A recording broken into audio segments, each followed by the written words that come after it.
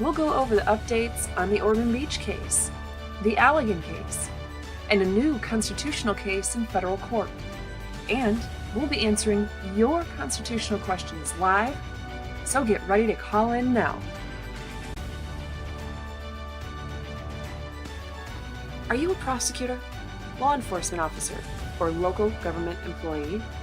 Want to make sure you are executing the laws in a constitutional manner? Are you a city council member, township board member, or state legislator? Want to ensure the laws you pass are constitutional? Perhaps you're a citizen who wants to know the proper limits on government and the protections for your God-given liberties. Regardless of your role, call me, Constitutional Attorney Catherine Henry, with your constitutional questions during our live call-in show now at the phone number listed on the screen. And remember, together we can restore freedom.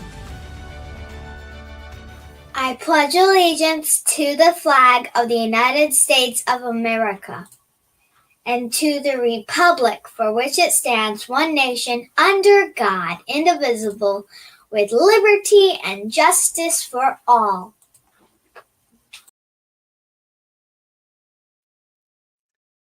Hello, everyone, and welcome to episode 23 of season 3 of Restore Freedom Weekly. I'm Constitutional Attorney Catherine Henry.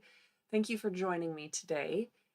Just a little reminder for those of you who are new to the show, we are live streaming on YouTube, Facebook, and Rumble, and we'll do our best to stay on top of the comments that are in the chat in each of those 3 platforms. But of course, this is a live call-in show, and so the focus will be on answering the comments and questions that are coming in to the through the chat.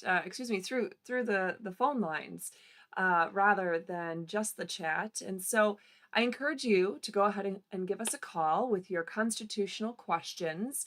The phone number to call is 616-303-0093, and it's listed here on the screen. Anyway, just wanted to welcome you into joining us after we've been off for a little while. So I said in the preview that I was going to give a little bit of an update on 3 different situations or cases. So I'm going to go ahead and start that until we get our first caller. So the first thing I want to do is update you guys on the City of Ormond Beach case, in case some of you are not aware of what's going on. Very briefly, the City of Ormond Beach has decided that they think they can come and physically take our parking pavers, our privacy fence, which is in our yard, and there's no easements, no other property interests of record, nothing like that. And we have 2 shipping containers in our backyard behind the privacy fence, and they think they could come and take all of that they can literally come physically rip it out of our property and be absolved from any damage they cause to the rest of our property while they do that. And they think that they could do that and charge us for doing that. In fact, I think by their calculations, we already owe them over $21,000, and they haven't even started the deconstruction of our property. So, anyway, that's been a boatload of fun, and we had oral argument finally on our appeal. Now, the case was heard, this is something that started 16 months ago with the City of Ormond Beach, and actually our dealings with them started years ago when we first moved to Florida, but this particular case, if you will, was started on September 2nd, 2022, and we finally had a special magistrate hearing on the issue on February 27th, 2023, and he promptly issued a highly illegal and unconstitutional order allowing the city to come onto our property and to physically take it in violation of the 4th Amendment, 5th Amendment, and 8th Amendment. But more on that later, because we had our first caller, I thought. But there's nothing to answer here. So, okay. Tricks on me, I guess. I'm not sure what's going on here. I'm looking at the phone app and see no phone call coming through. I'm not sure what's going on. So at any rate, hopefully it'll work. Maybe if one of you guys, Lori, Mike, Liberty Cause, if somebody could go ahead and give our 616-303-0093 line a call, just so I could double check that everything is working correctly and we're not having another technological snafu like we've had in the past, that'd be awesome. In the meantime, yeah, so that order was issued by the special magistrate, and okay. Liberty Cause is trying to help us out in the background because Lori has not been feeling well and not sure if she was able to jump on board and help in the background like she normally does. So there's a question that just came from Liberty Cause via text to me. Can you connect with Lori? I see she's in the YouTube chat, and see what's going on there, because I can't do 7 things at once. My brain will explode. I mean, number one, it takes a lot of time and energy just to be as awesome as I am. But anyway, and then there's breathing and chewing gum and talking and walking and things like that. I just can't do that many things at once. But anyway, so we promptly filed an appeal, and I filed a motion for essentially to set aside the magistrate's order and for a motion for stay, and I had to wait for him to respond before I filed the appeal and the motions in the circuit court, and he never did respond. So after whatever it was, 2-3 weeks, I filed everything in the circuit court, and we've been rolling ever since. Our final briefs were due in July, and on July 27th, I filed my final brief, the reply brief, and also a motion for oral argument, and we were finally given that oral argument time just last week on Wednesday. We had actually over an hour of oral argument time, and I don't think the judge read my brief. And the judge said that none of the laws applied of our state, none of the laws that are enacted by our legislature applied. Didn't say why, just said they don't apply. And that constitutional cases, there's the phone line again. I'm not sure what's going on, why I can't see it. Let me see. Hang in there with me, guys. I'm going to switch to...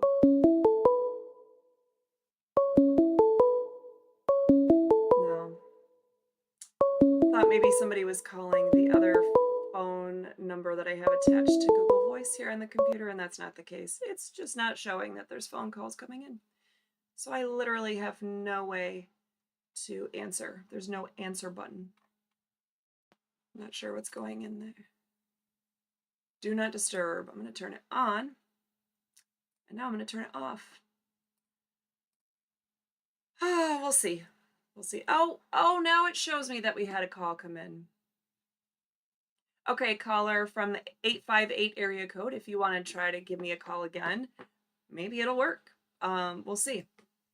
So I'm going to actually go to the chat here. Anyway, I'm not sure that the judge really even... Anyway, there's statutes, there's codes, there's city ordinances, there's cases upon cases upon cases. There's the U.S. Constitution, there's the state constitution. Tons of things involved say that they don't have the authority to come onto our property and physically take our property at all. Okay, good. We have our caller calling back. Give me a second, guys. Afternoon. How are you doing? I'm doing well. Happy morning to me. And where are you calling from? I am calling from San Diego, California. My name's Alan Myers. I know Catherine, and I got a few constitutional things to talk about. Awesome! I just missed your call to my phone right before I came on. I was like, wait, maybe he pocket dialed me. Okay, so. Yeah, I've been texting with Lori. Okay. So, Yeah, one of the things I'd like to talk about is what I call, and I would like Catherine's position on it, I call it federal land grab. Yes. And I've written an article about it, and I'd like to talk about it, and then if she agrees, how we can help people get active on getting states and counties to take the land back. Well, yes, Alan, I definitely agree. That's something that I was very interested in when you sent it over to me. Just one of the many, in fact, that idea, that concept, since you sent that to me, has been rolling around in my mind in a variety of contexts as different news stories come up, or I read certain articles, or I see things going on. In fact, I just had a pastor that God put in my path just a couple days ago, a pastor that's local in the area here that we just started this. We actually met him through Facebook Marketplace. We just went to buy a small item and ended up having this great conversation. And something he said was something about, I don't understand why states, the states that are, full of common sense and constitutionality don't stand up and just say, you know what, you guys can go do your thing. But you can have all your, your property back, your whatever you got. But, we're gonna control our property, our area within our borders from now on, and we're gonna do so in accordance with the Constitution, et cetera, et cetera. And so, anyway, the whole conversation made me think of my conversations with you about Right. the the whole topic. So, yeah. So tell us, what is the federal land grab? What's going on with that? Well, I won't get into the history of the Constitution other than, they finalized it in September of 1787, and the government went operational March 1789. One of the key elements to me, is the 10th Amendment, which basically, and correct me if I got this wrong, is that if it's not in the Constitution, federal government, you don't have it. Done. Exactly. And so then we get to Article 1, Section 8, also known as the enumerated powers. This is where the founders are telling Congress, this is what you got. This is it. And you go to Clause 17. So we're Article 1, Section 8, Clause 17. And all of the clauses basically begin with the Congress shall have power, and then you get into Clause 17. The first part is about the 10 square miles or 10 miles square that's D.C. And that it shall become the seat of the government. And then you get to the last part. And to exercise like authority over all places purchased by the consent of the legislature of the state in which the same shall be, for the erection of, and that would mean building, forts, magazines, arsenals, dockyards, and other needful buildings. That's it. Well, according to Congressional Research Service, their numbers as of February 2020, the federal government owns about 27% of the U.S. Does that sound right? I mean, correct, probably. Does it sound appropriate? No. Yeah, as in, okay, really, you need, according to this source, which is congressional, round number, 615,311,602 acres, or 27% of the total land. That's what the federal government needs for forts, magazines, arsenals, dockyards, and needful buildings? No. Nowhere in that description, congressional description, does it say forests, grasslands, on and on and on. Right. So to me, and to give you an idea of the magnitude, if you take the entire landmass of east of the Mississippi, it's over 500 million acres. The federal government owns more than that land west of the Mississippi. Wait. So are you saying that 007 should actually not be charged with trespass right now? Sorry, I just had to take a little tidbit from the news. I haven't seen that. Oh yeah, But he's charged with touching. I forget what it actually was. I read it, but um, he was Pierce whatever his name is. Um, he was oh, you're talking about. Are we talking about Epstein? no. What's the guy's name? I can picture what he looks Bronson? like. His first name is Pierce. He was 007. Yeah, right. Yeah, so he was charged with was it at Yosemite? Just recently, in the last 2 weeks, he walked off of the boardwalk or whatever it was, and he was touching, the actually touching the land, and Oh, okay. so he's been Like charged with. yeah, it's like Brosnan or something. Pierce Yeah. Yeah. Okay. Yeah. I just think of him as 007, but anyway. Yeah. Yeah. Wait a minute. He touched dirt. He touched the actual land. I don't know if it was dirt, a tree. I don't remember the details, but he touched the land, and now the federal government is bringing criminal trespass charges against him. Yeah. Okay. Well, first of all, one way to see this is one way to deal with this, which is to say, okay, federal government, I know you currently are considered the owner of this property. Okay? Got it. But you hold it unconstitutionally. And everyone in D.C. who holds an office, which I call them elected employees, you swore an oath to protect and defend. Yep. The Constitution. Yeah. The Constitution. And I'm thinking, but your ownership of the vast majority of the land that the federal government is considered to own is unconstitutional. Therefore, it's illegal. Yeah. Therefore, you have no standing to enforce any rules on anyone on this land. Yeah. That to me would be the beginning of the defense. Oh, actually, I wonder if my friend, what is his other? Well, Foshin anyway. I forgot what his. This is a public service. Is his channel name. I wonder if he's listening in, because that actually might be an interesting way to go about a case that he's working on right now, dealing with federal property. So, I'll have to talk to him about that.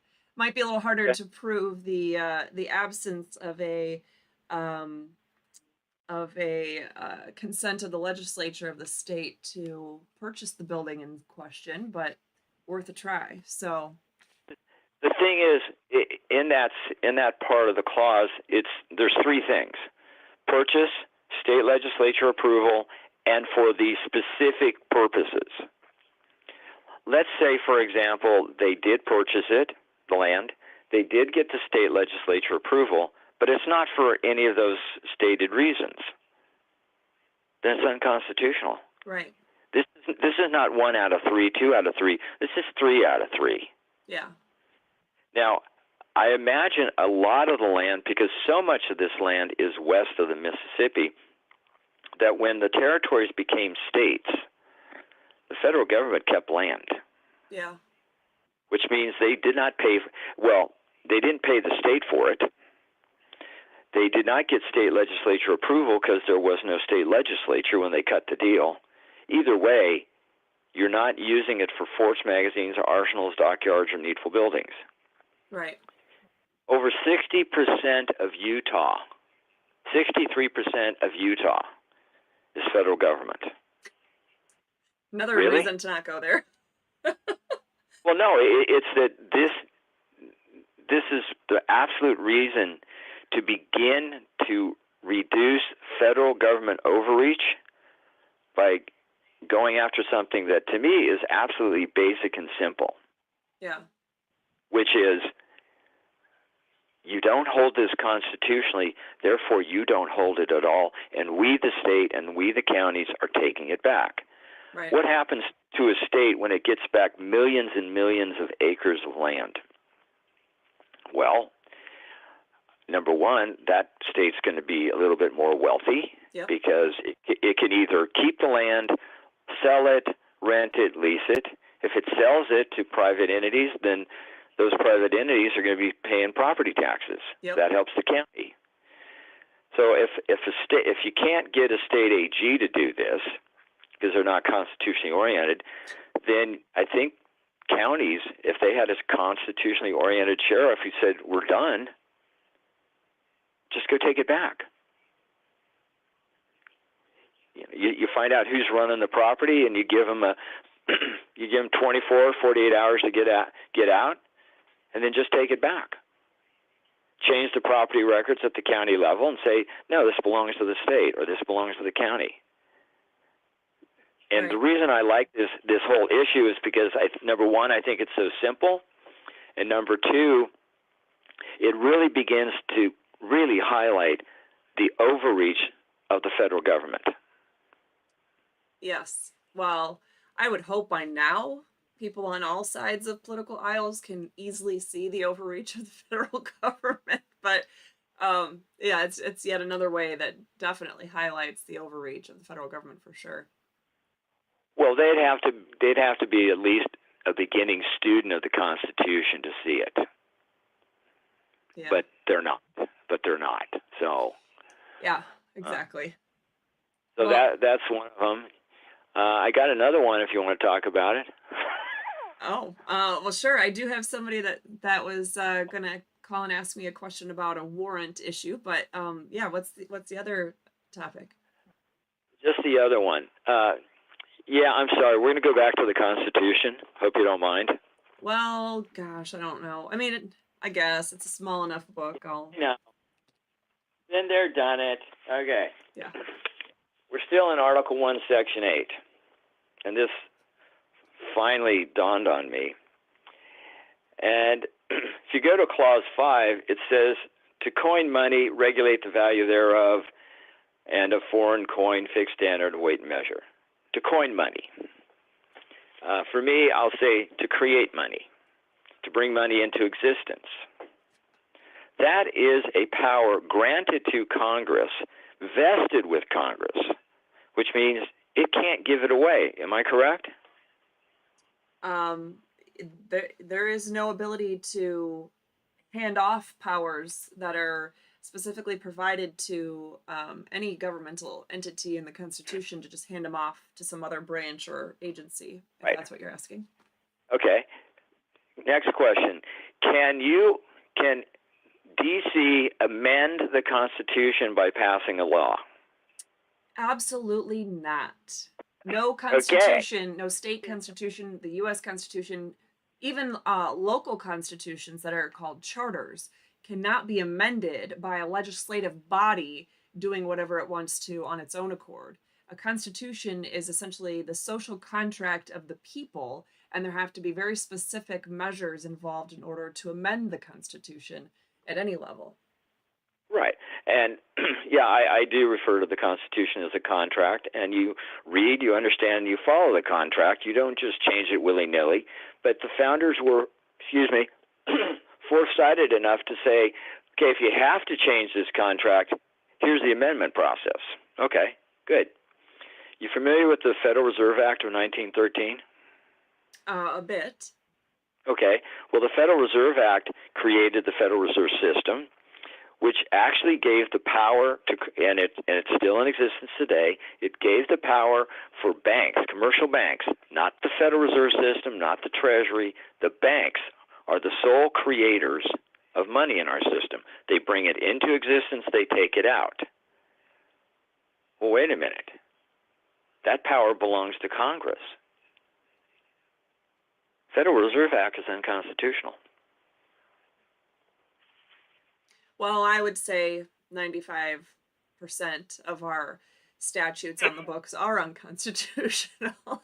So, yes, that sounds about right. Yeah. So that to me is absolutely huge. But once again, it just shows how long we, the people, have been asleep, not paying attention to what is being done in D.C., and that this is just another area that it is up to us. The founders gave us this great contract. They gave us a way to amend it, to change it. It's nothing is perfect, but it was given the time period that it came out of. There's been nothing like it. But if people aren't happy with the country, maybe it's because we have to go back to the original contract and get our federal government to do only what it was supposed to do. Right. So, Well, yes, we definitely need to figure out good, tangible ways to hold all government officials accountable to following and abiding by the Constitution and going back to that very contract, and really putting some teeth into it, because it is just disgusting how government officials at all levels, in all branches, just trample all over the Constitution, either knowingly or out of their pure stupidity, ineptitude, or ignorance, and there's no accountability. It's I hate to admit it, but I'm starting to lose hope that there's a way to hold them accountable. I So don't. I have all the hope in the world. You get enough people awake to understand what's going on. They send a little message to their elected employees in D.C. Stop doing this or you're going to get fired. We have to take, if we go back to the revolution, what kind of courage did it take to finally tell Britain, bite me, and create the Declaration of Independence? yeah. Well, and the thing is, it's going to take courage, though, and it's not just with the federal government. It takes people having courage to show up and fight back at their local government, county and city, and state levels. It takes people calling police departments when they see an illegal arrest go down, or it's televised on YouTube or whatever, live streamed. It takes people showing up to a court hearing to make sure that justice is done and having the eyes of the public on the situation. It takes banding together to do those kinds of things. And I'm just seeing so many people being, people that we finally got fired up in 2000 and 2021, or sorry, 2020 and 2021, that they were finally fired up and engaged and wanting to participate and have each other's backs, or like, well, my life is comfortable again, so I'm busy, I got this going on, I got that going on, I've had this trauma, I've had that trauma, and I get it, but what about the rest of us? How are the rest of us supposed to keep the fight going on? I mean, I myself, in the last 12 months, have lost 3 loved ones. 3. I've had to take on the care of my best friend's 15-year-old, and it's not foster care. There's no money coming in. There's no assistance or help. It's just we're expected to pay for the counseling. We're expected to pay for the trauma services that she needs. We're expected to do this and do that and fly up to court to have court hearings in another state or whatever. I've had personally enough for a lifetime, the battles that I've faced, but I'm still trudging along, dragging my stumps, if you will, through to continue the freedom fight. And where's all the people that are expecting me to help? Because I could tell you how many people that have come to we've had 3 hearings, in-person hearings on this Ormond Beach case alone, and I could tell you how many people showed up. It wasn't that many. 4 came to this last one, and 1 came to the one before that, and 4 came to the original one in February last year. That was it. And yet I could tell you, since Christmas break, how many people have called me or texted me needing legal advice. Free legal advice, of course. Of course. No one has actually offered to pay me money for any of the help that I've given on I could spend an hour, on a phone call advising somebody or whatever, or trying to steer them in the right direction, or I could spend, weeks long via texting or email or whatever. And so anyway, you have, and I'm sure that I'm not the only person that's in that scenario, but we're quick to pick up a phone and ask somebody, hey, can you come help in my situation? Can you do me a favor? But we're not that quick to show up, to stand up and show up for those that are continually fighting. So yeah, so it, like you said, it takes us, it could be pretty easy. We have the power of numbers, the number of people that are disgusted with what our government is doing, that are trampling our private property rights, that are trampling our liberties, that are doing X, Y, and Z in total violation of state constitutions and US Constitution, etc. But nowhere near a high percentage of those people are actually willing to stand up and fight back. Some are just cowards because they see what's happening to President Trump and alternate electors from the state of Michigan and the state of Georgia. They see, pastors who are being arrested and prosecuted for violating COVID shutdown orders in 2020 and 2021. They see people being let go and fired from their jobs for not taking the jab. They see all these things happening and they go, whoa, I can't do that. But then what about just at least being willing to stand behind the people that have the guts to be there fighting the good fight all along? It's just, anyway, I could go on forever about that. So No, and I thank you for sharing. I was glad to listen.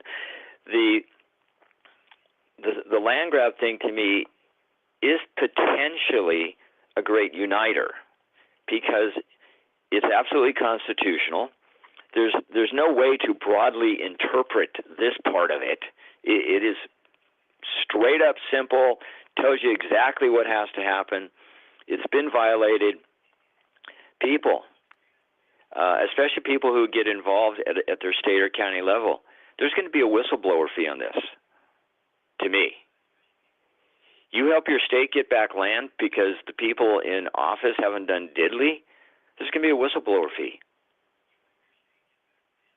Well, and I think it's one of the easier ways, in many respects, it's one of the easier ways. So if you're out there and you're catching this video live now or later or on one of the podcast platforms later on, and you're listening or watching and you're going, gosh, I just don't know how I can get involved. I don't have the courage to do a whole lot, and I don't want to take on, this is something that it's not about you or your own property or standing out on the front lines with a camera recording things that the government does as a First Amendment auditor, or just whatever the case is, speaking at a rally or something like that. It's not that intense, but it's something that you can essentially be a keyboard warrior on. You could do quite a bit of impact by finding the areas within perhaps right within your own community, let alone, just within your state, that the federal government claims to own, but that there has not been a statutory,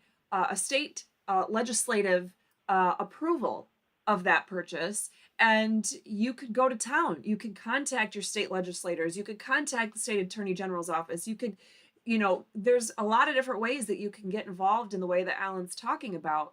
And in fact, Alan, have you I think, gosh, it's been a while ago that you sent that to me, but I want to say you had a link that went to one of your websites that had the spreadsheets and all the information about that. Have you shared that link in the chat on YouTube today at all? No, I haven't. What I can do though is I'll go verify where it is, and then I could send it to you. Okay. And or I could send you the article and then the spreadsheets that I did based on the information from Congressional Research Service. And that way people would be, they'd have the information. And to me, if it's going to be at any level, it's going to be at the county level because that's where the property records are usually held. Mm-hmm. And if somebody wanted to go out there and find out in their county, is there any land held by the federal government, you get into the part where you can research property in a county by owner's name. Type in United States of America. Wait, I want to follow up on some comments I'm getting about this in the chat. Sure. First of all, Lori shared https://feded.us/land-grab. And then Dave Then Apex. that's where it's at. Okay, Okay. which is my website, FedEd, FEDED.us. And then Dave on YouTube is asking if I could write a short petition and post it on the website to use to notice their state legislators. I don't have the bandwidth for that, but do you happen to have, Alan, an example of something in writing that people could do once they have identified some property that seems to fall into this category? I could work. Right now at this moment, no, because to me, part of it is finding. You'd want to do this in a county that if you're doing it at the county level, you'd want to do it as a start. You want the county sheriff to be constitutional, because you're going to need that law enforcement officer and office to back you up. Right. The first thing to do is to go into your county records, find out what property is owned by the United States of America. And one of my friends who happens to be in Florida, he did the research on a county, and we found 59 hits. Wow. Under United States of America, and some of this was just vacant land. Some of this was for mineral rights. It's like, what do you mean mineral rights? That's not in Clause 17. But the craziest one was there was a piece of property, I think it was in a residential area.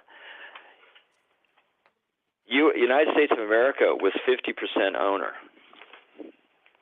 The other 50% owner, I believe, is a woman, and she's part of the school board. That's interesting. Well, so the thing would be, the first step is to do the homework at the county level, because even if you go to the state AG, Attorney General, yep. they're not going to go do this for you. So right. you got to bring them, let's say, the evidence. Exactly. Or you do it at the county level with the sheriff. You research your county. Your county may have, may not. You just go through, as many counties as you want. You get other people in your state to do all the counties. So eventually you know what parcels in a county are owned by the United States of America, federal government. Right. Then you go take a look at them. And you determine positively, is there a fort, magazine, arsenal, dockyard, or needful building? And, that's it. I mean, that's it. There's no maybes, kinda, sortas, whatevers in that clause. It is, for me, it is absolutely specific, which makes it so powerful. Well, the needful building is a little bit gray, but I think that's well, okay. That's perhaps a more Mount Rushmore is not a needful building. I would agree with that, but I could see what they're getting at. Oh, well, we have a little ticket booth, for admissions to get into XYZ National Park. That's a needful building, so we're complying with the. I just see that's what the ridiculous. Oh yeah. Okay, fine. You see these 10 square feet that your building's on? That's yours. Yeah. Okay. The other thing is, I think of national parks.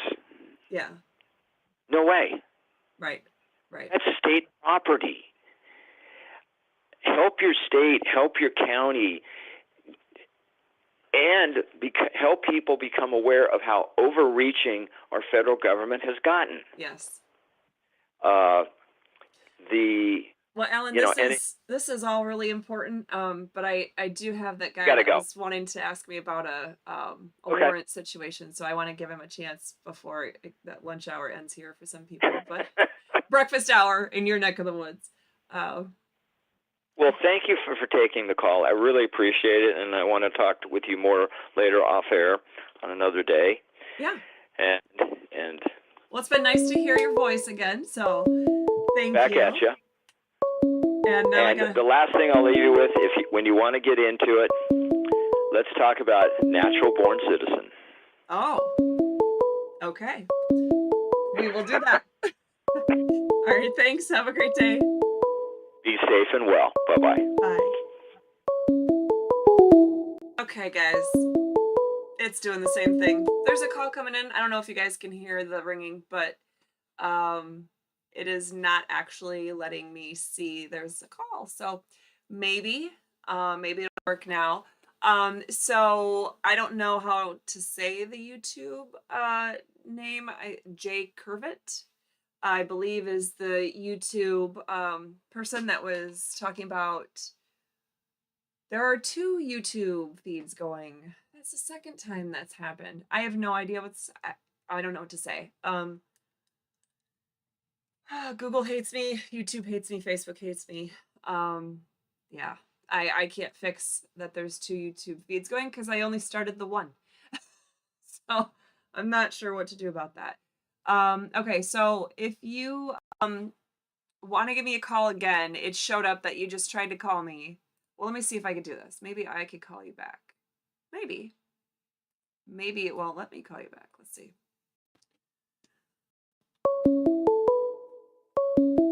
What in the world? Yeah, it's not letting me. We'll try to call out. See if that. Hi, this is Jimmy. Call me back. Wow. What is it doing? All right, guys.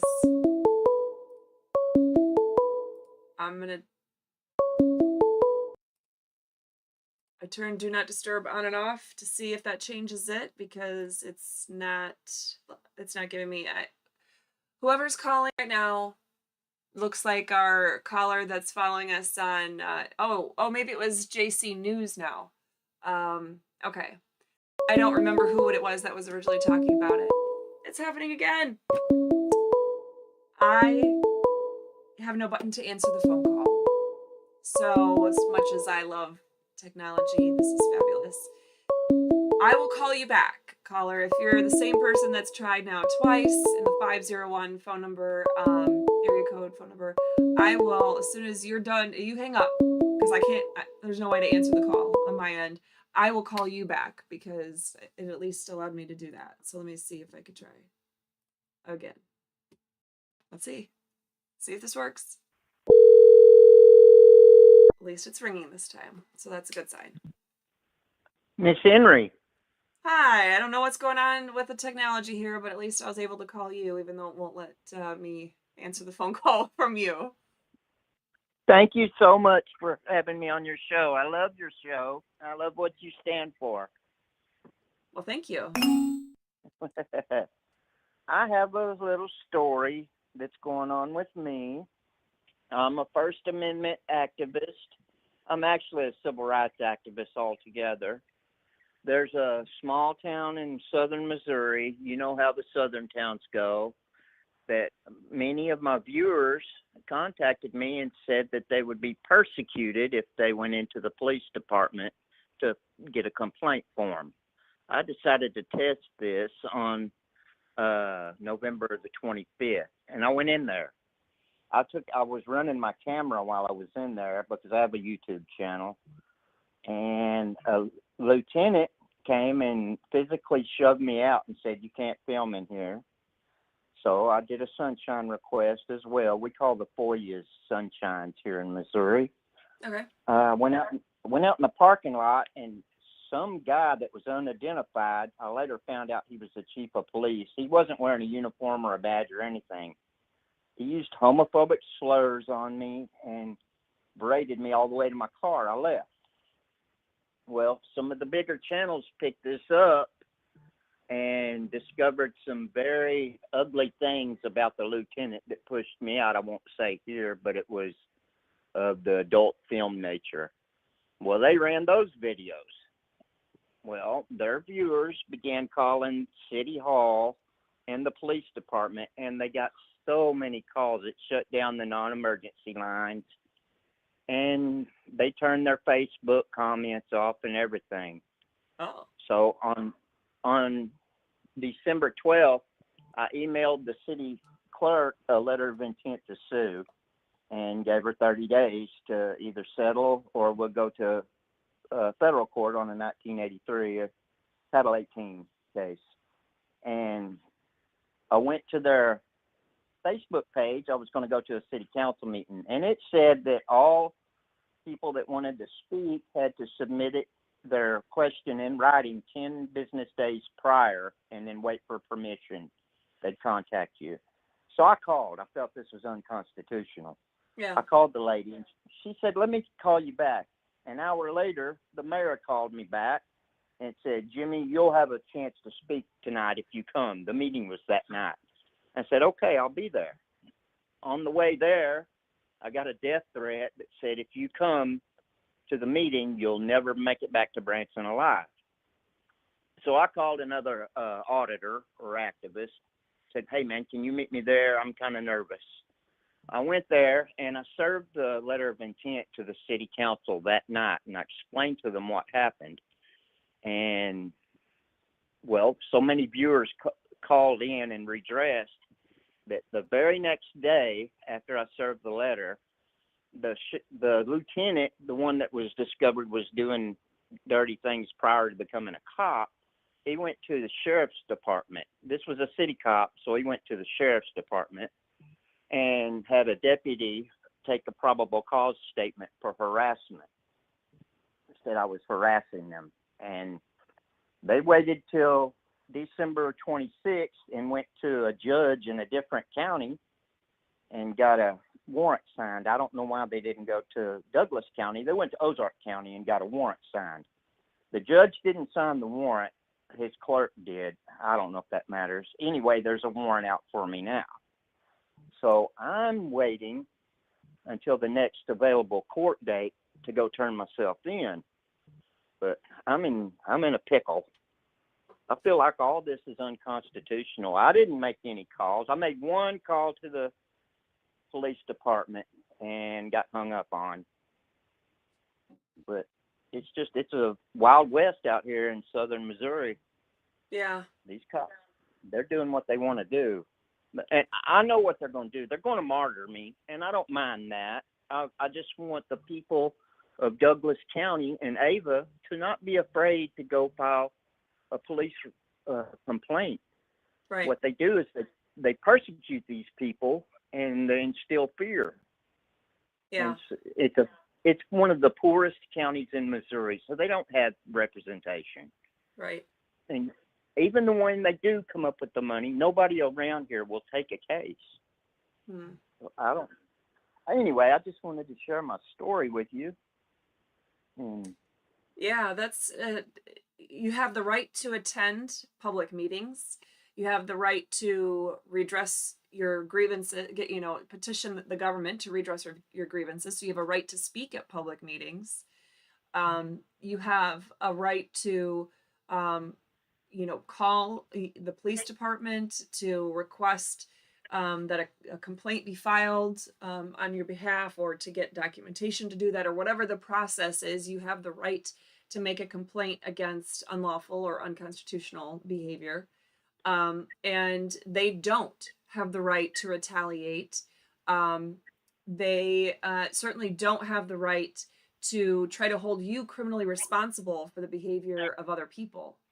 I mean, that'd be like saying when I was unlawfully and unconstitutionally and violently arrested on Election Day 2020, and it was live streaming, and people started calling the Allegan County Sheriff's Department as they were, as the situation was unfolding. Had they not gotten all those calls, they would have ended up taking me away, taking my daughter, who was 6 at the time, and towing my car like they said they were going to do.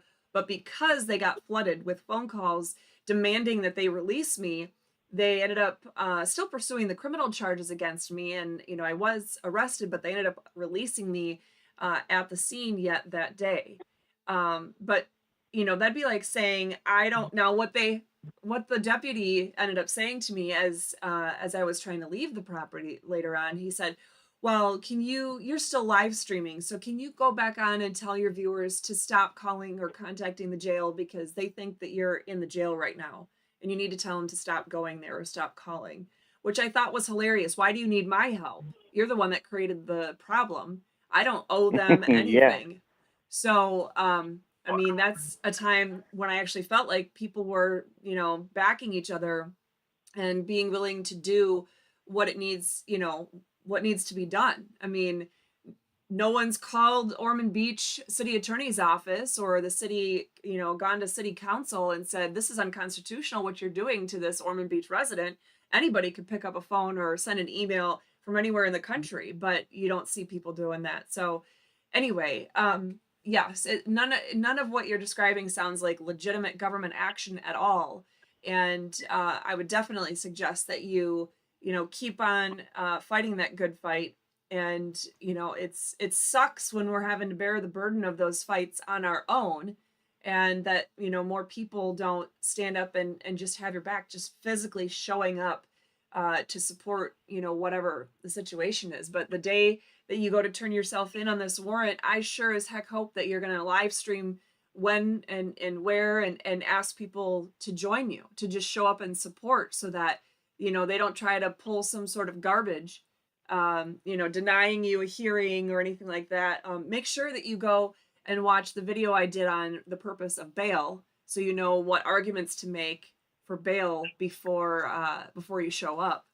But at any rate, yeah, hopefully people, if nothing else, hopefully from your phone call, people hear that there's someone else out there still fighting the good fight and being dragged through the mud in the process, but also being a little bit more awakened to what is actually happening to people that are just out there doing everyday normal things. Because that's what it takes, is more and more people just being awakened to it all.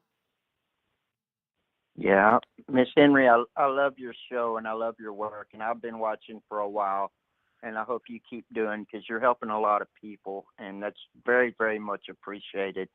And I just love you for what you do, and thank you so much. I appreciate you talking to me today.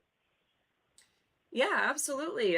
Don't hesitate to call back in the future. It's good for me to hear. I appreciate the hearing about your the value you find in what I'm doing, because it's some days I feel like my efforts go in vain. I do videos like this, or I was putting together those short 10-minute videos, such as the bail one I mentioned earlier.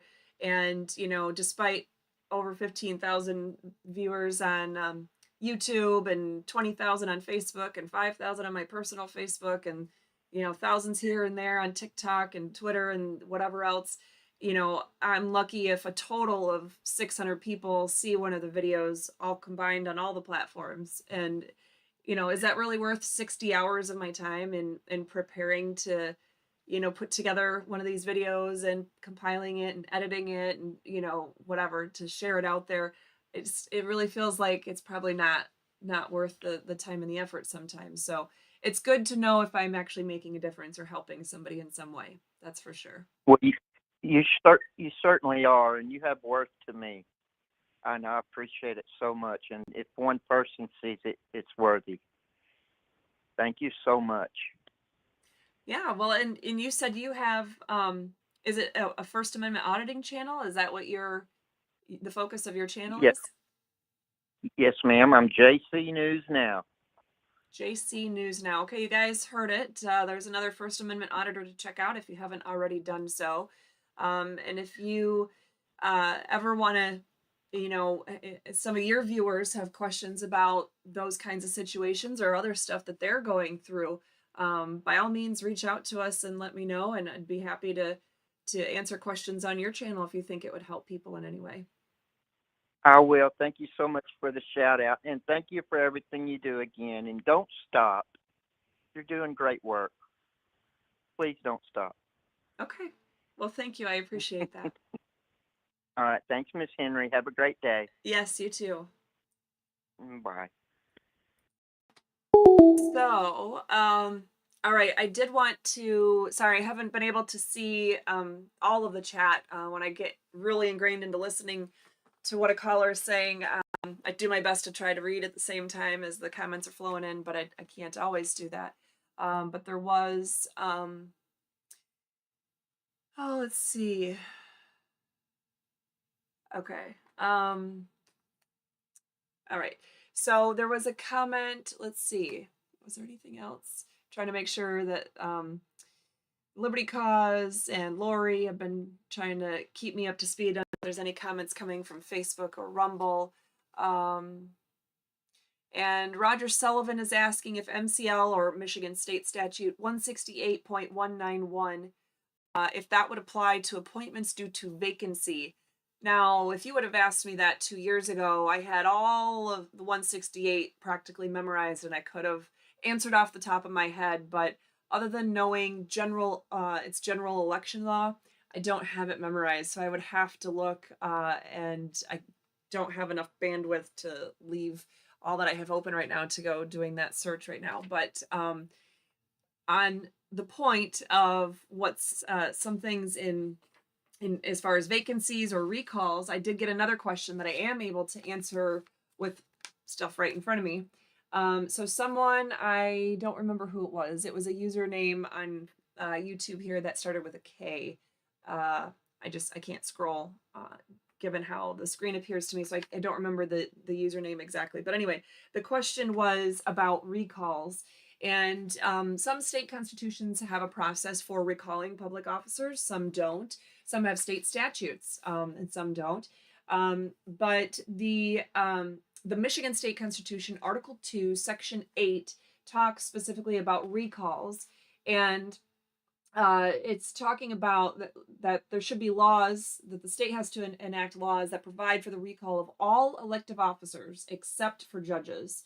And that it has to be upon petition of electors or voters equal in number to 25% of the number of persons voting in the last preceding election for the office of governor in the electoral district of the officer sought to be recalled. So the question, for those of you who also didn't see it originally, was something to the effect of asking how many people, if you want to go recall somebody who's at a county level office or a congressional seat or whatever it is, how can you get that started? How many signatures are needed on a petition for recall in order to get to the stage of having that recall election in Michigan? And so the question was, do you really need 25% of the number of votes for the governor in the state? Now, you do need 25% of the number of votes for governor, but it's not for the whole state. So if there were 4 million votes for the governor in the last election, that doesn't mean you need 1 million signatures on a petition. No, what it means is if you are looking at a congressional seat, for example, if you're looking at trying to recall a congressman, then what you need to do is look at how many people in that congressional district voted for the office of governor in the last election cycle. And so if that in that one particular congressional district, if there were 500,000 or let's just say 400,000 people that voted for governor in that one congressional district, that means you need 100,000. If it was 400,000, you need 100,000 registered voters to sign a petition to recall that particular congressman. Now, if it's at a county level, if you want to recall a prosecuting attorney, then you need to look at how many people voted for governor within that particular county in the last election cycle. And so if you have a very small county and maybe 50,000 people voted for governor in the last election cycle, then you would need the signatures of 12,500 people in order to be able to recall the office, the person in any of county office, such as the county prosecutor, etc. So anyway, I don't remember your name on YouTube here, the person that was asking the question about that.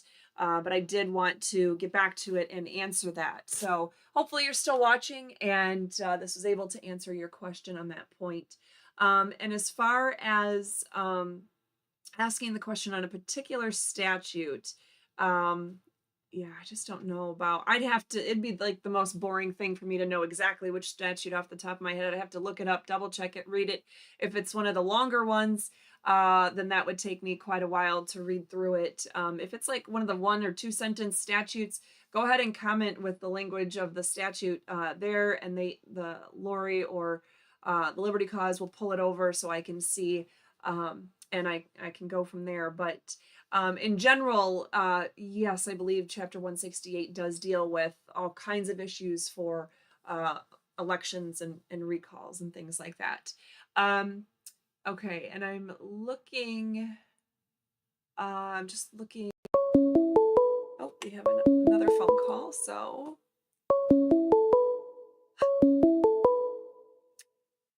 Caller, if you are listening right now, I would love to answer your phone call, but it is not showing me that you are calling, and it is in fact not even registering a phone number showing me yet that I have missed a call. So I will call you right back as soon as it shows me the phone number for a missed call. And I don't know what else to do, you guys, about the calls not really working that great. There's nothing that's explaining this. I have started and restarted things. I have turned off settings and turned them back on. In fact, I'm going to close the calling app and just reopen it to see if that helps any. And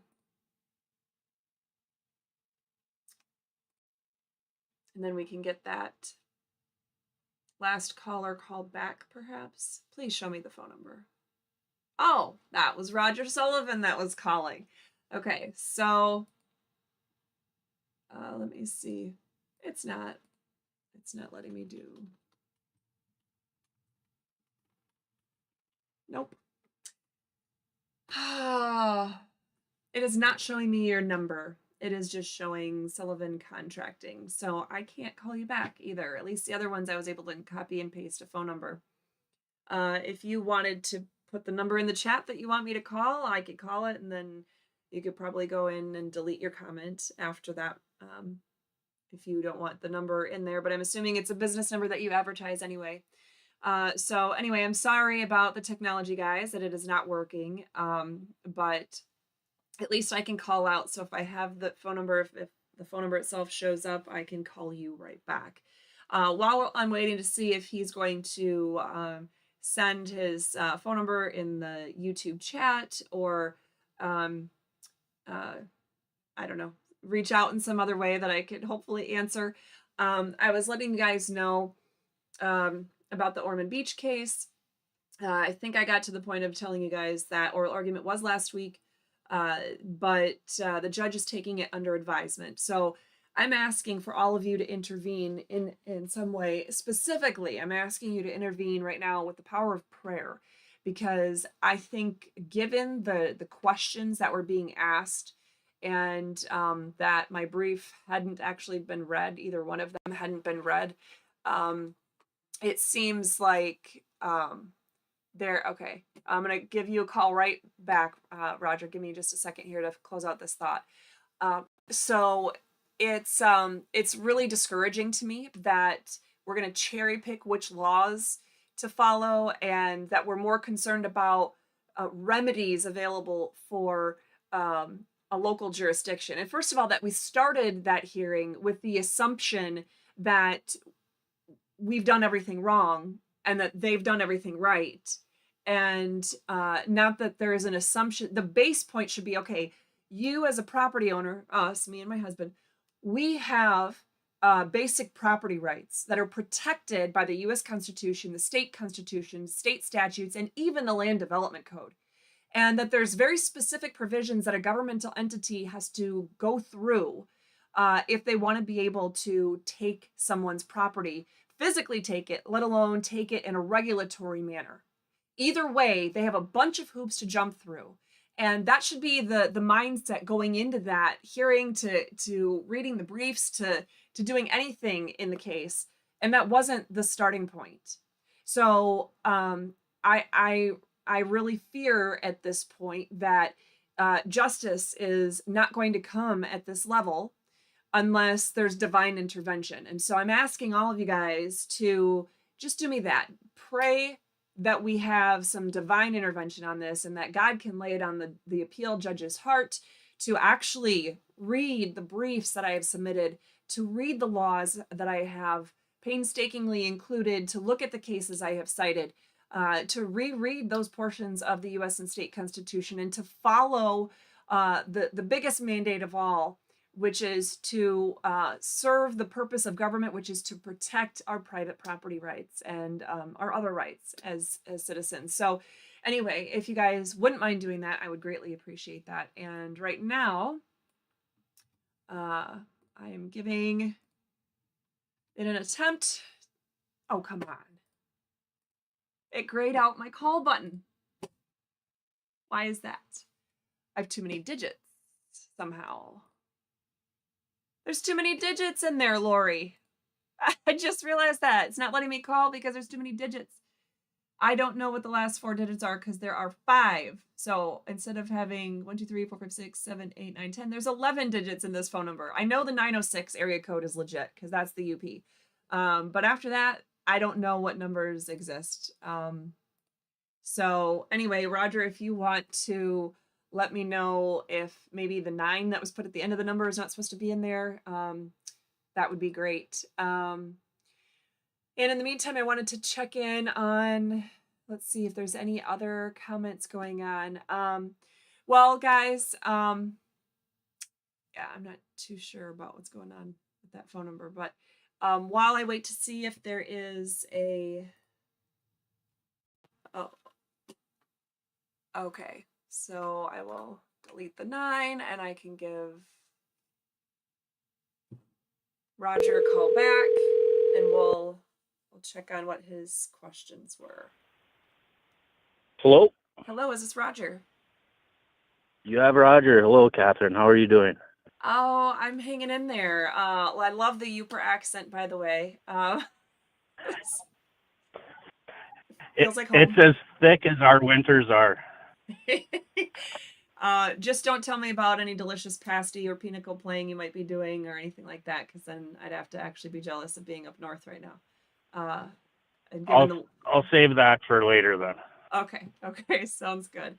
By the way, those of you watching, if you don't know what pasty is, you're missing out. Pasty's real good stuff, and it's available authentically in Michigan's Upper Peninsula.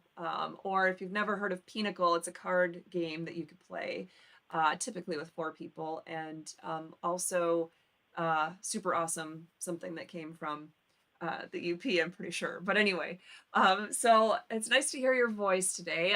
Tell me what did you call in today about? Sure.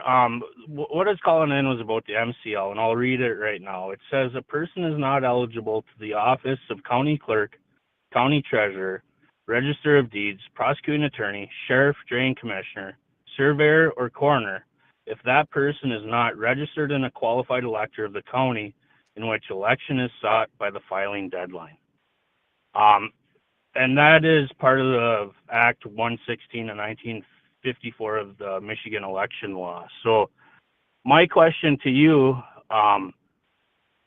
my story's too big to get into at this time, but maybe at a later time I could do it. But in recent local politics, our local judge dismissed himself, retired early, which gives the governor an appointment for our circuit court judge. Governor appointed our prosecuting attorney, which gave our county a vacancy. And then in order to fill that vacancy, they hired a private practice attorney from the county who immediately resigned. And then the judge has now appointed an attorney that has come out of Kent County. And if I'm reading this law correctly, and it applies to appointments, that our local judge would not be able to appoint someone to prosecuting an attorney unless they were a registered elector before the previous election. Am I misunderstanding this law, or is there more that piggybacks on this law, or is it possible that people can shop the whole state for their elected officials in certain county positions without actually being a qualified elector of that county? Now, without having the language in front of me, I'm not the best at being able to hear word for word and remember it enough to be able to dissect it. So we'll throw that caveat in there. Yes, I would agree that with your concern that any elected position, even if it's filled by appointment in an interim basis, that the person in that elected position has to be a resident within the district before essentially before getting put into that office. Now, perhaps it means even in matters of appointment that it would be even before the last election. Um, that's probably what would be required. But again, without me having all of that in front of me, and I want to say there's another statute that talks about appointments in the, or at least talks about filling vacancies. And my understanding is that there would have to be a special election held, that there wouldn't be an appointment in that particular kind of office, that it would have to be filled by a special election when there's a vacancy. So there's also that concern as well. And so if there's a special election, then it would just be that somebody would have to be a resident, a registered voter of the county where they are running for that particular office in the special election. So so there's a little bit of interplay between different statutes there. Does that answer the question you were looking for? Yeah, it does. Although it ends up being confirmation bias, it does answer what I was after. Just to reword it again without the extra positions, it's a short statute, so to reword it, the verbiage would be: a person is not eligible to the office of prosecuting attorney if the person is not registered and qualified elector of the county in which election is sought by the filing deadline. Yeah, so it'd be by the filing deadline for that particular.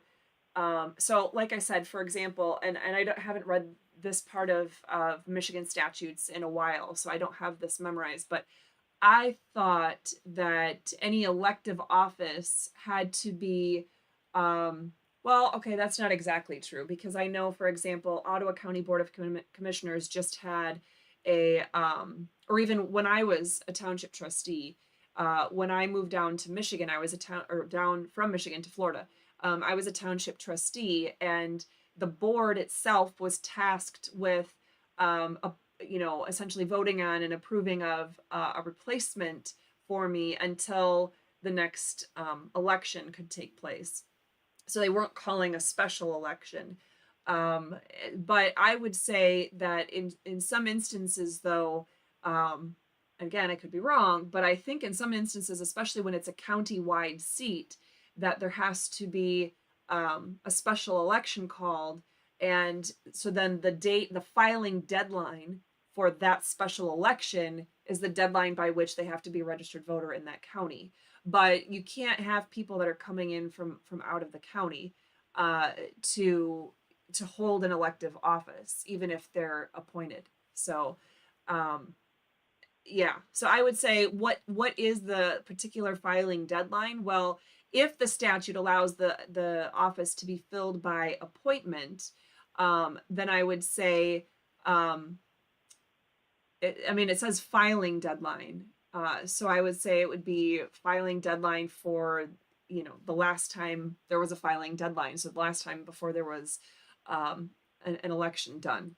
That's how I would read it.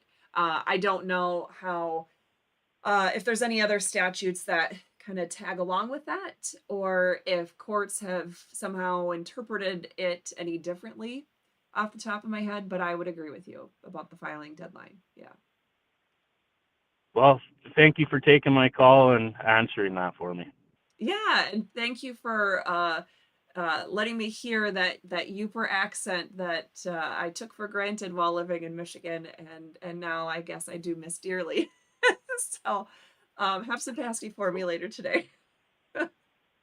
And I'll send you off with a "you betcha." Oh, awesome. You just made my day. All right. Well, thanks so much. Have a great day. You too. Thank you, Catherine.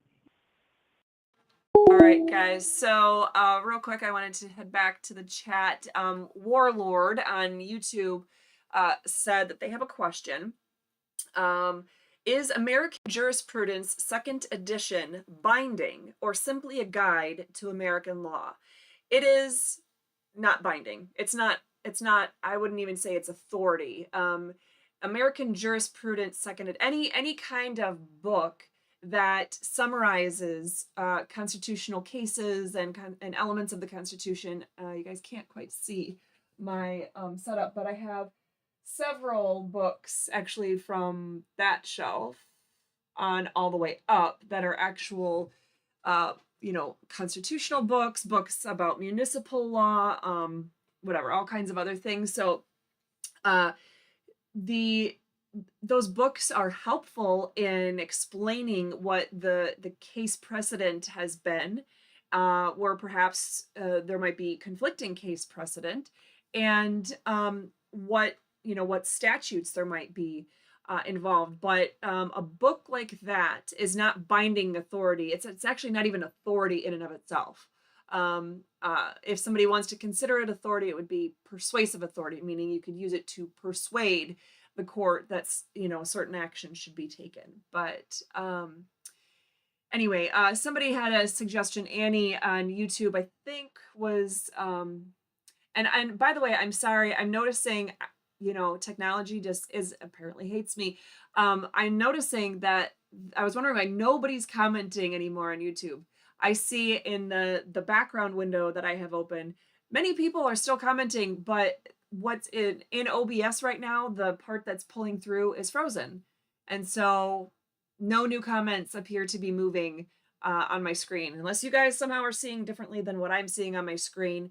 I apologize that the new comments are not coming through there. But anyway, Annie, who I believe said was from Wisconsin, had a suggestion that somebody could private message me their phone number if they wanted to, so I could call them back. But my Facebook private messenger does not work. So I just want to alert you guys to that. So no one tries to reach out via Facebook Messenger. Literally has not worked at all since May of 2020. So for 3.5 years, I haven't been able to see messages that come in there. So, okay. I want to see, do attorneys swear? Okay, so Dave on YouTube is asking a question. Do attorneys swear an oath to protect the Constitution? And if so, to who? Who are they swearing to? Okay, so somebody else is saying that the chat is frozen on the screen as well.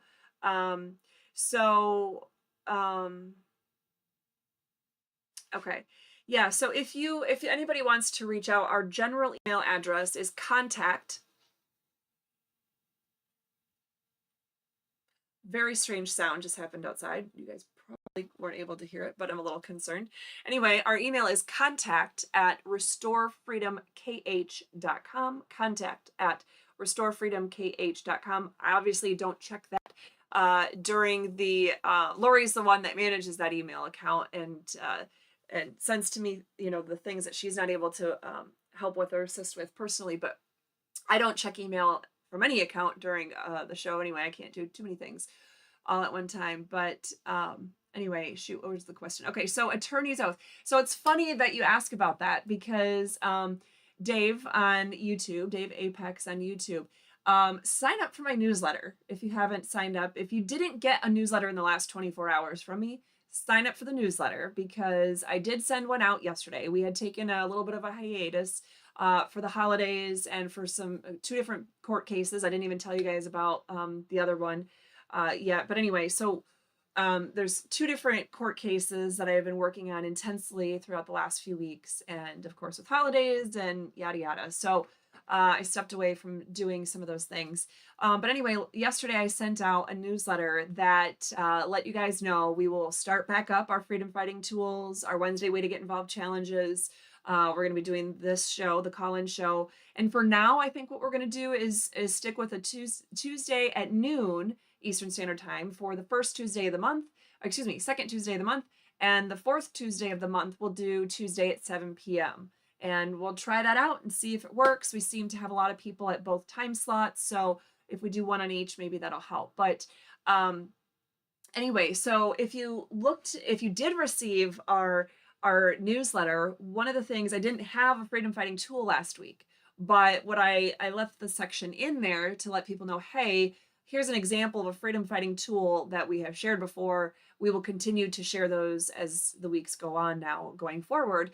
And it's funny you ask about a lawyer's oath, because the image I chose to share as the example was the State Bar of Michigan lawyer's oath. Now, the State Bar of Michigan is a quasi-governmental entity because being a licensed attorney in Michigan actually makes you a public official under Michigan state statutes. And you have to take the constitutional oath in order to be sworn in to practice law there. And my understanding, I don't know if I've actually thoroughly researched all 50 states, but I've researched most of them. All of the ones that I have researched, I can tell you that every single state I have researched across the entire U.S., the attorney is required to swear an oath to uphold the U.S. and state constitutions. Now, when I got sworn into practice in federal court, I don't believe I swore an oath to uphold the Michigan Constitution for the Michigan federal courts. I believe it was just the U.S. Constitution. And I can tell you for a fact, when I was sworn into practice at the U.S. Supreme Court, I had to swear an oath to uphold the U.S. Constitution, but no state constitutions. So at any rate, in each state, though, there is a duty to uphold not only that state's constitution, but the U.S. Constitution. That is an actual oath.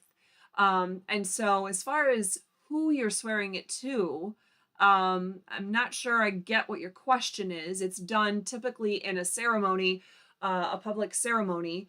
So I know that my very first swearing in ceremony in the state of Minnesota many, many years ago, we had, 1,000 people that were all, swearing an oath to uphold the state constitution and the U.S. Constitution, etc.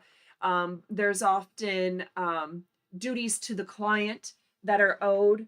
Never have I seen anything as a duty to the court in that oath, except most states have a clause that you will tell the truth, that you're not going to perpetrate a fraud on the court, that you're not going to misuse or abuse the legal system, that you're not going to advance legal arguments that have no legal basis whatsoever, that kind of thing. And so that makes sense, because attorneys should have to live by an oath. If you think of Jim Carrey in Liar Liar, a movie from many years ago, I know, but I don't see many now these days.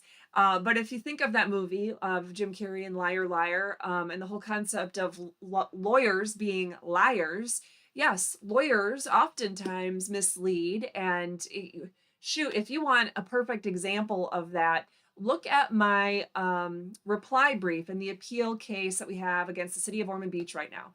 Look at my reply brief. And you can do that on my website, restorefreedomkh.com. Go to the resources tab, go to the very first option, I think, is about case resources, case documents, and you'll see the case with Ormond Beach. And you can click on that, and you can see I have right on there the city's answer brief that they filed at the end of, I think it was the end of June 30th. And you could see my answer brief, or my reply brief, excuse me, that I filed on July 27th. And they misled the court about the facts of the case. They misled the court by plagiarizing on 14 of the 18 pages of their argument section of their brief. They plagiarized, literally copied and pasted, except changing very specific words without using the indication that they were actually putting in brackets, or in other words, showing that they were modifying the language that they copied and pasted. And they included the majority of the cases that they cited were non-binding. They were from other jurisdictions. They were the dissenting opinions. They were unpublished opinions. They were trial court decisions, which are not binding authority in any way, shape, or form. So totally misleading the court. Of course, the judge did not follow up on or seem to care about any of that. But anyway, I brought up the issue of, the mistruths being in front of the judge. And that's just an example why it's so important that attorneys have that oath for candor, for truthfulness in asserting legal arguments, et cetera, that you don't, purposely elicit a lie out of testimony from a witness, that kind of thing.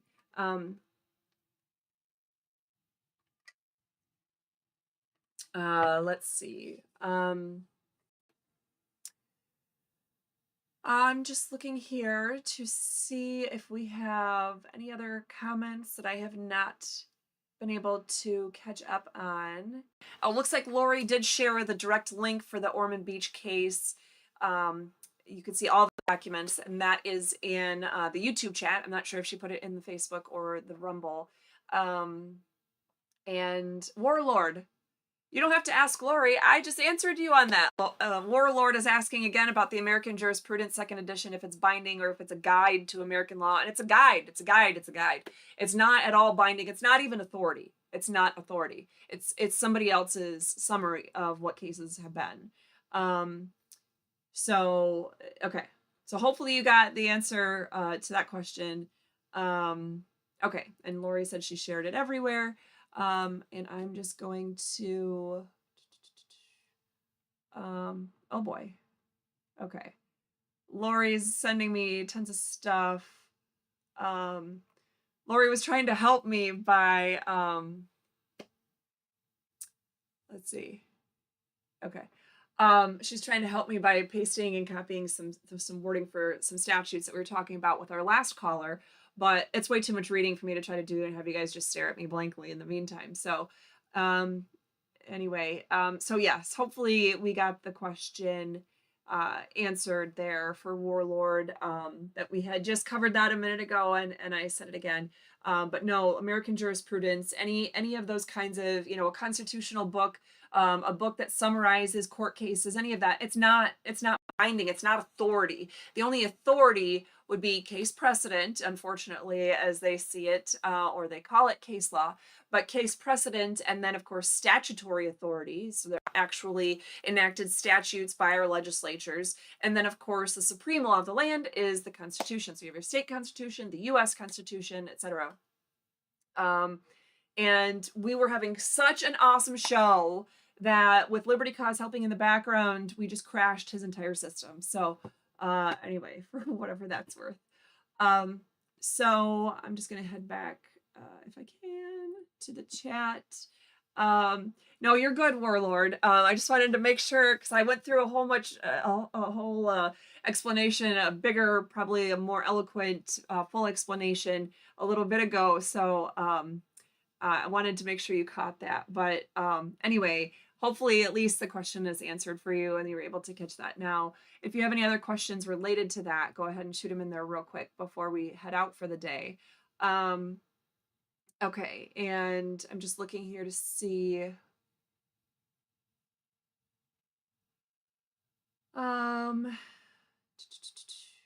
So it looks like.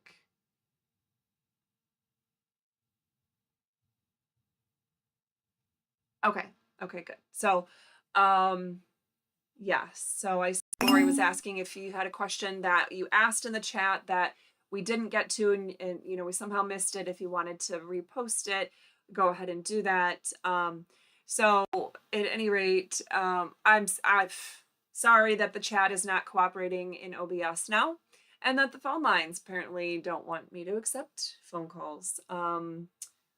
Can't do anything about those technological issues. But at any rate, I did want to close out and give you guys a little feedback on what's going in the Allegan case. But I think I might save that for our next show. So 2 weeks from today, we'll be live at 7 p.m. Eastern Standard Time, where we're just going to open up the phone lines for constitutional questions and concerns, like we have done here the last several times. I won't necessarily have a particular topic that I'll be talking about, because quite frankly, guys, I spend dozens of hours preparing for not just these longer live shows, but also the shorter ones when I try to do those 10-minute videos to give you guys some insight on a particular smaller chunk or topic of the law or the Constitution. And it's disheartening that people just aren't seeing it. Like somehow it's still shadow banned,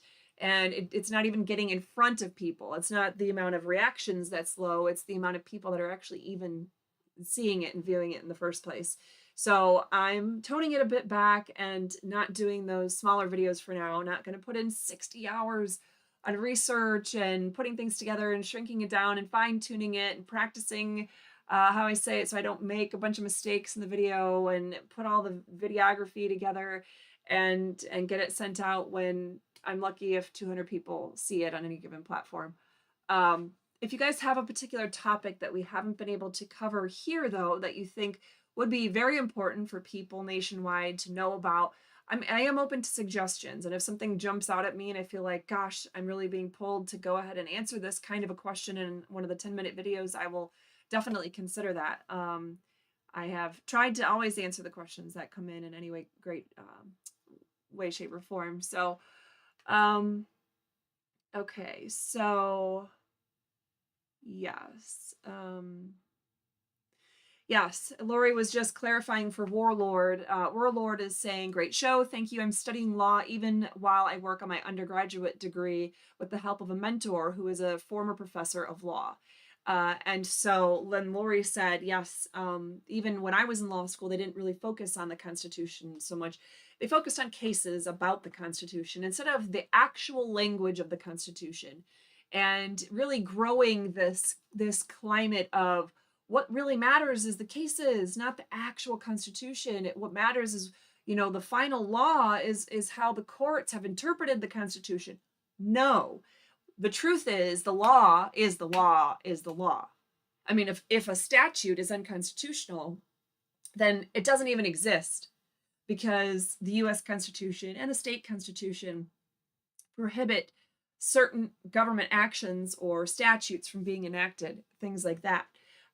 So it's just something that we need to make sure we remember in our day-to-day fight with things. We don't start from the ground up. Somebody that was at our hearing in our oral argument last week was commenting on that. And sorry, I'm fighting off a sneeze. So, of course, now that I called it out, it's not going to happen. So anyway, they were commenting about how the court seemed to view things from the ground up, like, well, she used the word that she has to stay in her lane, and that she said that any constitutional issues that I raised equal protection claims, documented equal protection, overwhelmingly documented equal protection claims. I raised challenges to due process, that due process was violated in every step of this whole case. Other constitutional issues as well. But she said, if I had any constitutional claim, that I didn't have a recourse in this case, that I somehow needed to file an entirely separate case, like a whole new civil case. I needed to sue the city instead of raising their constitutional deficiencies as a defense in my case, which is absurd. But it's the concept, the groupthink at times of local government officials, including judges, that only the local law really is involved. That only, you start with the local law, and only the parts, if the government says, well, this one's relevant, then we're only going to look at this one. Wait a minute, why are we looking at only the laws that they're selecting and they're cherry picking? Why are we looking at all of the laws? If all of the laws are on the books, then shouldn't we be following them? Shouldn't we follow the laws that hold them accountable, that hold them in check, that specifically stop them from doing something? Why wouldn't those matter? That's not staying in your lane by putting on blinders and going with just one law. And we're not even going with the language of that particular chapter or whatnot in the laws. We're, ad-libbing, we're adding things to it and modifying it in ways that just seem to bolster what the city wants. At any rate, it's frustrating to say the least, but our focus should always be on the Constitution. So I am not sure what January 23rd was about. There was a comment Lori made about January 23rd. Okay, and somebody joining us from the Keweenaw Peninsula. That's awesome. That is, in the UP of Michigan, if for those of you who don't know, and I'm originally from the UP in Michigan, so hence my love for pasties and pinnacle. But anyway, yes, I love it. Wait, Looks like she was pointing at he or she from the UP is pointing to the Lower Peninsula, unless the attempt was to try to make it look like this. I'm not sure. You know you're from Michigan when you go like this and you say, well, I was born way up here, but more recently we lived way down here. So anyway, okay. Thank you guys for joining us today. I'm going to double check one more time to see if we had any other questions that came in. I don't see any directly on the YouTube feed or from the background behind the scenes guys helping me to watch the Facebook and Rumble feed. So anyway, thank you so much for joining us today. I really appreciate all the questions and the chat going on. Make sure to join us in 2 weeks from today on the 4th Tuesday of the month at 7 p.m. for our evening live call-in show. And hopefully the technology will work, but obviously we do what we can to try to make it a reality. So be prepared to send in your phone number if the computer program doesn't let me actually answer calls, instead only allows me to dial out like it did today. But anyway, thanks guys so much for joining, and until next time, remember, together we can restore freedom. Our work to restore freedom would not be possible without support from people just like you. From the various software and hardware needed to the legal research materials, every dollar you can donate helps. Make sure to like and share this video too. And remember to follow and subscribe and click that notification button. Together we can restore freedom.